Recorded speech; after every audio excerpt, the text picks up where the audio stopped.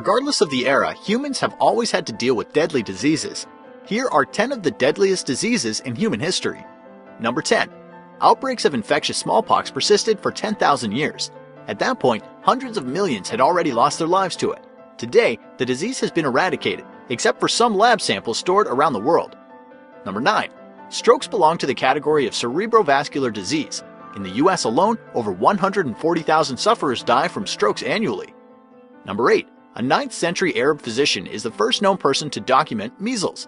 Prior to extensive vaccinations in 1980, the global annual death rate was approximately 2.6 million. By 2011, over 150,000 deaths were reported across the world. Number 7.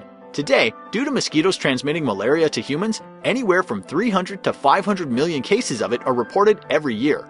Roughly 1 million die from the disease annually. Number 6. The bacterial infection tuberculosis is still proving to be a killer.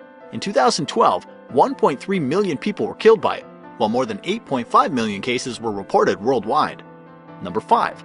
AIDS was first recognized in the 1980s. Caused by the virus HIV, nowadays more than 35 million people live with either HIV or AIDS. Each year, approximately 1.5 million die from it. Number 4. The bacterial disease typhus killed 3 million people in Russia alone over the course of only several years in the early 1900s. Number 3. Cancer. Recent research found signs of cancer in a Neanderthal rib bone.